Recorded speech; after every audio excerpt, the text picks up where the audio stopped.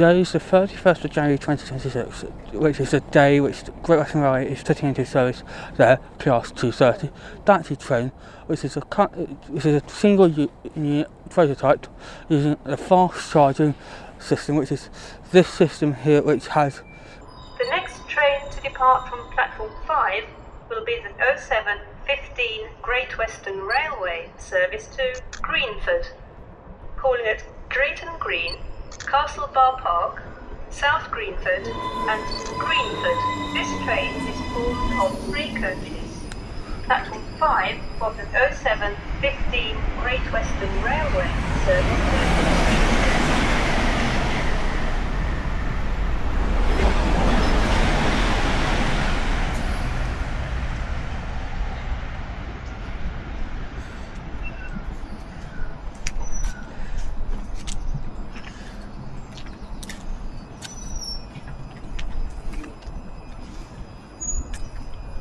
So we're taking a walk through the train, which has table seats in both driving cabs, in the both driving ends, and folding seats here.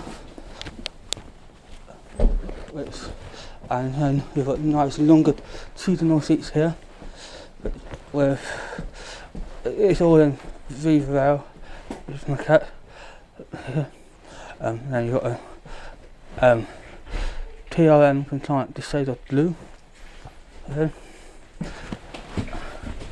with the wheelchair station here, and it's all in the open gangway design, and it's the same on this end as the other end.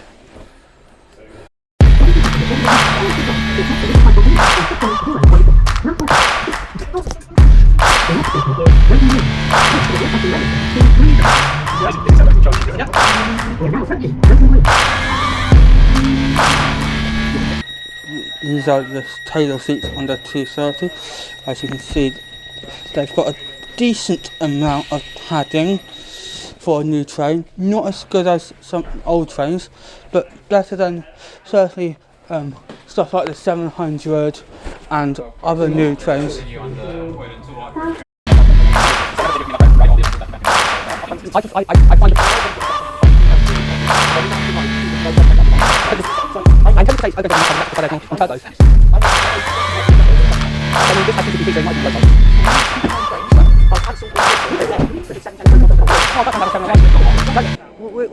We have made it to Greenford, which is the interchange between the Great Western Railway Greenford Branch using now D78 Stock at Class 230 and the 1992 stock on the Central line. This stock is operated by battery power, and due to short platforms on this line, you have this door is out of use because of the short platforms, and this corresponding on the other end is also out of use due to the short platforms on this line.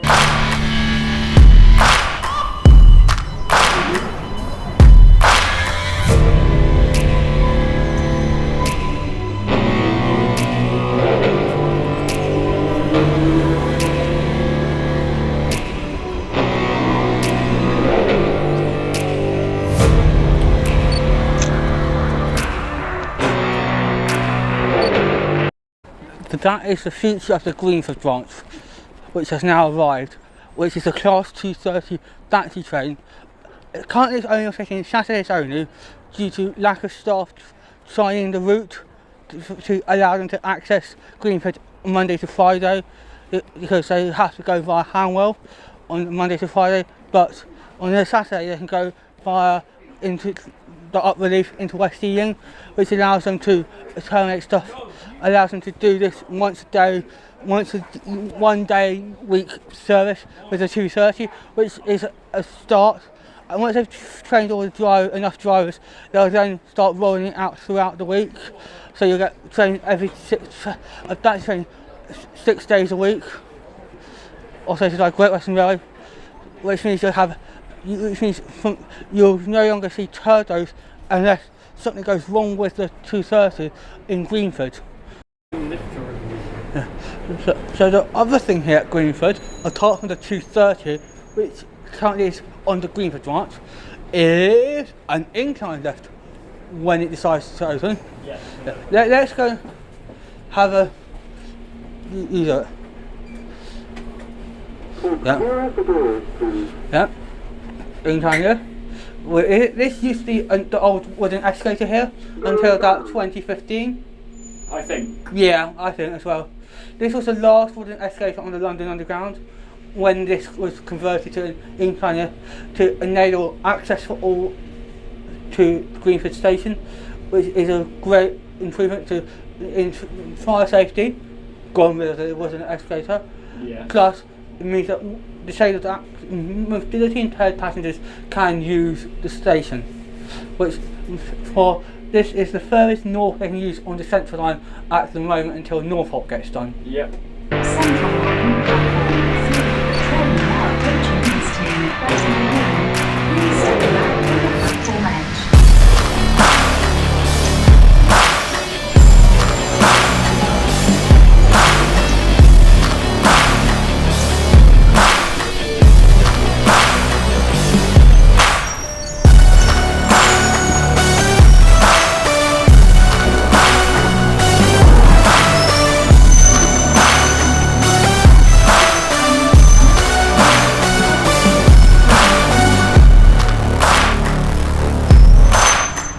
What do you think?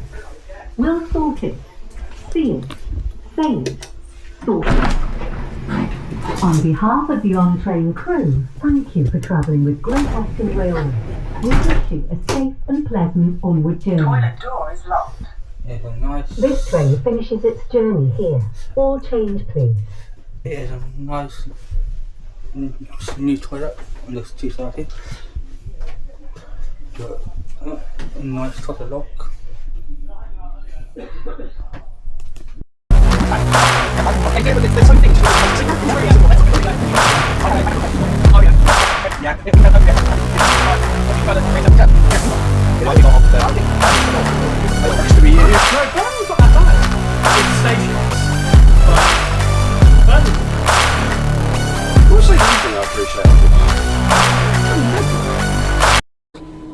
So what do you think of these new brackets 1978 stock trains? They're really nice, actually. I think I like the seats are nice. That's a positive. You don't need amazing seats on a 10-minute journey, but it's still good. They've kept like a lot of the old style seating. They've got toilet on board as well, so that's good. There's a lot of potential here, but maybe they should be trying to expand it elsewhere as well, because obviously you can only do so much on a 10-minute branch. So they've got a lot of potential. They're really nice. They don't feel old. They're very old, but they don't feel it at all. They're done up really well. And yeah, I think they could be really good. Yeah. Well, I think that the underlying technology is very promising. There are many branch lines in this country that don't really justify full electrification. But with the rapid charge technology, you can easily roll it out onto, say, the Thames branches and just provide, a much better ride, a much better experience to people, and of course provide, net zero carbon transport also, so that's good. So I'm Dave Horton. I'm a Chief Mechanical Engineer for the Fast Charge Battery Train project through this train. So how do you think it's working, the DDR fast charging? Is it working as expected? Yeah, it's going very well today, yes. We've been going since 5:30 and it's charged successfully every time, and it's got to do all the way through till 10:30 tonight, so it's going very well, yeah. So do you see this coming out on more lines? Well, there's no plans at the moment, but the technology itself is what we're testing, if you like. So, and the technology is very adaptable to other types of trains. So whether it's new trains or retrofitting to older trains, this charging system allows you to charge your batteries automatically fast, which is what you need if you're going to try and operate any rail service, really. So you can put this system down, at a terminus like here at West Ealing. You can have it at intermediate stations potentially as well. If you've got a passing loop or something, you could have it there. If you've got a 3 or 4 minute dwell or 5 minutes, every line is different. You'd have to consider whether a 2-car would work or a 3-car would work. Whether you want it charging from our system or whether you have it charging from the overhead line. This is just another tool in the box, if you know what I mean. Yeah. of making battery trains practical. Yeah, because we know this is probably going to be the future. As electrification, even though it's ideal, it won't be ready for years. Yeah, one way or another, batteries will feature in rolling stock in the coming decades. As you say, there's different ways of doing it. You might have a pure battery train like this that only charges from one system, or you might have a battery train that can also run directly as an electric train through the overhead wires, or even all three. You maybe try and charge it in two different ways. You might have ground-based charging like this, or overhead charging through the pantograph. It depends what your scenario is, what your operating circumstances are. But it's just like you say, it's another tool in the box you've been able to make it practical. So how many more units do you have if you've got funding available could you make? Well, there's enough D78 cars to make another 8 Class 230s basically. So we're a bit limited by the number of remaining cars. We've got loads and loads of intermediate cars, but what we're a bit short of is these driving motor cars. The driving motor cars have got the motors on. So there's only enough to make another 8 Class 230s if anyone ever wanted to. Is that including the other 3 units and London North Western units? It does include them, yeah. So you've got the option to make 5 new ones and then convert the... Yeah, that's right. Yeah. But like I said, there's no plans at the moment to do that. It's just a possibility still. Yeah. And you could have, the nice thing about the 230s, you can have different interiors. You can have these sort of seats. You can have more like the original longitudinal seats. You can have a mix of the two. You can have tables, no tables, a toilet, accessible toilet. The train is more or less fully accessible. There's a couple of areas where it doesn't quite comply, but it would be possible to fix that in future with a few modifications. So would you be able to lower the floor or like change bogies if required, or is that something which isn't possible? Well, believe it or not, it's actually the platforms that are the problem on this line. Some of them are too low. If the platforms were to the regulation height, then the step height would be okay. So the step height on this train has already been made higher from what it was an underground. It's 45mm higher than what it was as an underground train, and that was to make sure that it would meet the standard UK platform heights. But when you haven't got platforms, some platforms that are not the right height, then obviously you still have a step height problem. So if the platforms are okay, this train would be okay. So so for now it's just Saturdays only? Yeah, just Saturdays only for now, as we basically build up service experience, and then hopefully we'll go into more days a week. And if I'm not mistaken, isn't there a 165 in depot to cover for this? Yeah, in theory there's a 165 available to cover. It won't always necessarily be at West Ealing, but it might be at Reading or somewhere else. But at the moment there's a spare turbo until this is operating more days a week. Yeah. And is the reason why it's only on Saturdays due to the handwheel curve? It's several reasons, but I won't go into it too much. But yeah, it's at the moment we can only bring the unit off the eastern end of West Ealing Depot because there's not enough drivers route trained on the handwheel curve. So basically, because it has to come off onto the up relief line at West Ealing, there's a capacity issue because it interferes with the Elizabeth line. So until we can sort that out and go out the other way. So some of the GWR staff were handing out GWR 230 merch of sorts. This is the innovation book, which there was very few given out, so I was lucky to get one, and we're just about to leave.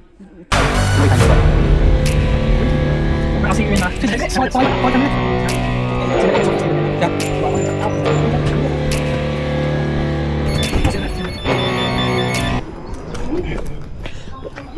As you can see, the door isn't quite fully accommodated on the platform. 47, I think. Yeah.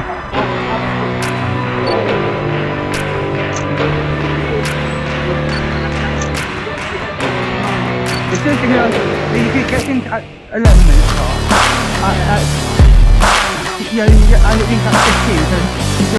So we have made it to Drayton Green, not Drayton Park, as I previously said. Drayton Green is the first stop outside of West Ealing on the branch line. Still hear those. Yeah, and you can still hear the Great Western Main Line, It's only about half a mile. The same distance from Hanwell as we are from West Ealing. Yeah, we're not that far. And this is one of the least used stations in the country, in London. There's no signal at the end of the platform here at Drayton Green due to the signal being located just past the overbridge to enable a safe, to enable a sufficient overlap in case the unit overruns the signal.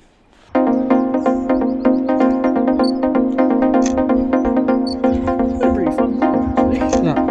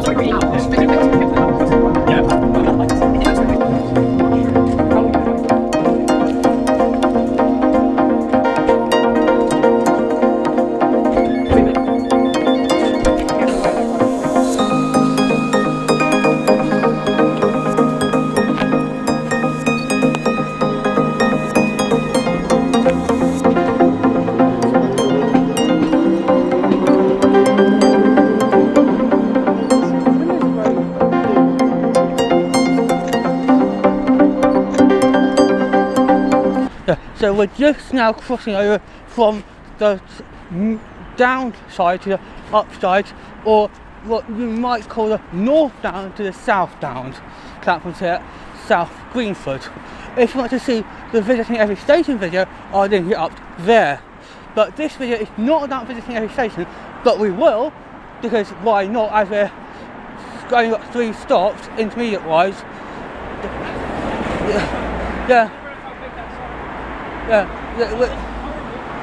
Yeah, it's not the nicest, but you might.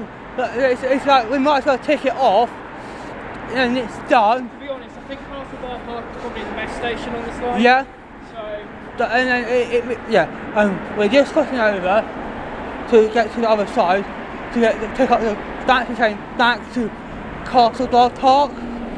Yeah. For reference, I'm using a day travel card, and you're using a Oyster card. Yep. Just because where I came from today, I can't use Oyster or contactless. I do have an Oyster card, but it's cheaper for me to just use a day travel card. They were going to.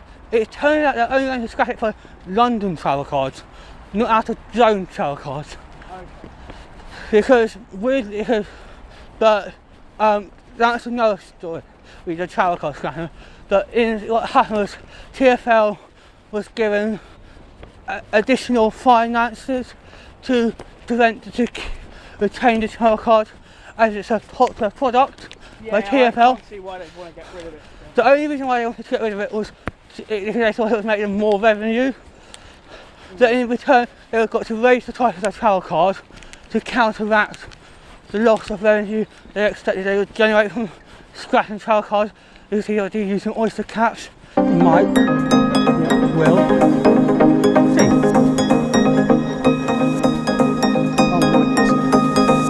He says that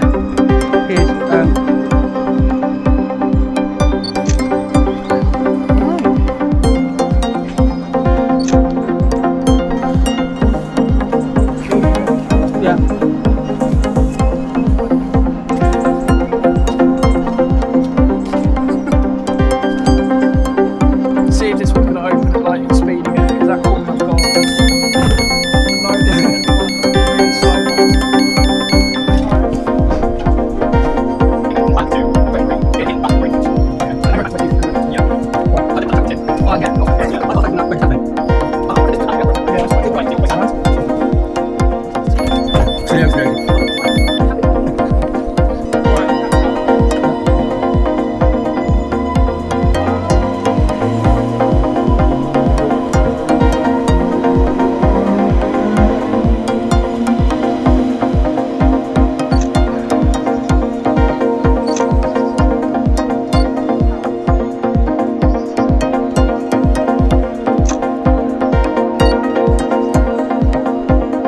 So the reason why Castle Door Parks is only category D is because you've got steps to get out of this side on the up platform.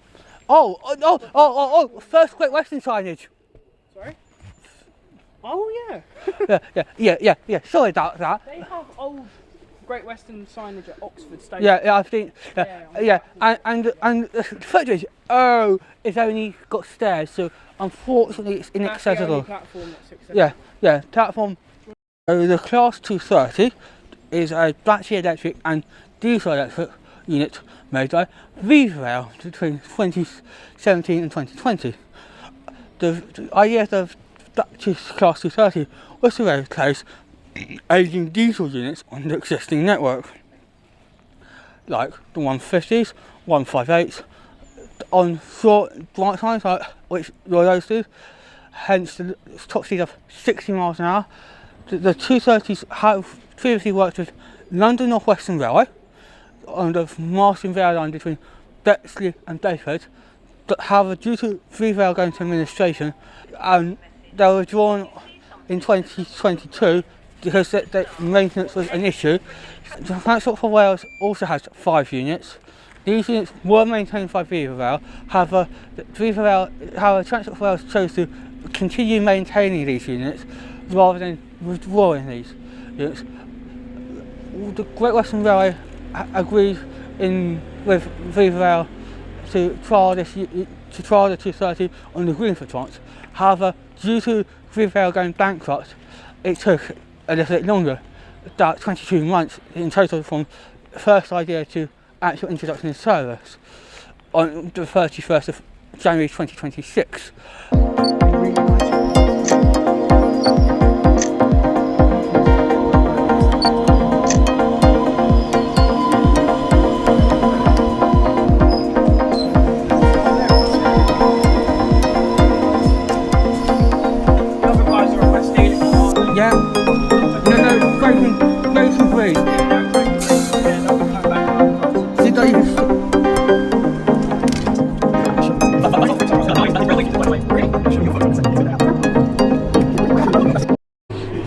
The step between the train and platform at Castle Door Park was massive. Let's see, does the 230 have Wi-Fi? Oh, yes it does. Wait, one sec. I mean, it's still good to go see There the bar is. freeze one last There night. is. It does have Wi-Fi, but I'm not signing in for it now. What do you think of these? I think they're fairly alright. I've only been on it for about half an hour, but so far they seem good enough.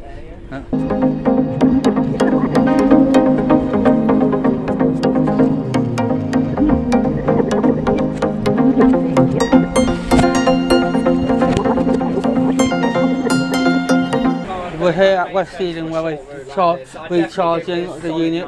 We're here at West Ealing where the unit is recharging. So on the fast charge system, where the battery tanks are over there. And this is to give us enough range to head back to Greenford and back on battery tower alone. The 230 will be operating only on Saturdays, and at the moment only if it's got a VAR timetable for a variance to show it's running off West Ealing will it be operating, otherwise it'll be a 165 as it'll be coming out of Paddington, and at the moment only 165 will be operating Paddington shuttles. So for now, if it's starting at West Ealing, it's a 230. If it's starting at London Paddington on the day, it'll be operated by a 165.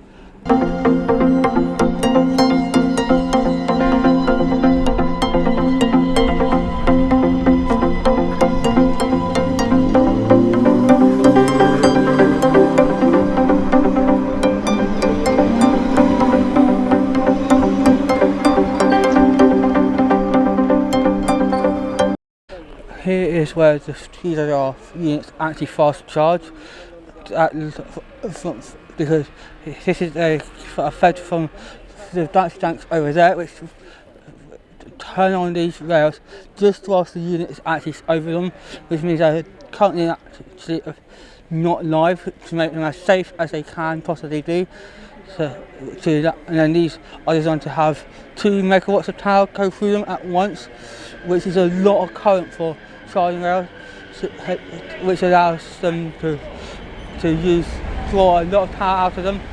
The Class 230s were introduced as part of a way to decarbonise the non-electrified lines, such as the Greenford line, which has no overheads, unlike the Great Western Main Line, which is electrified with 25 kV AC overheads. It's a way of reducing costs and decarbonising the railway. The Class 230 has been used by Transport for Wales and London North Western Railway on the Borderlands line and the Marston Vale line. I hope you enjoyed this video of checking out the new Class 230 Blanchard train operated by Great Western Railway. Please like, comment, share and subscribe to JRailway Volunteer. Hope you enjoyed it. Please do subscribe and hype this video, and that's us done with the Class 230.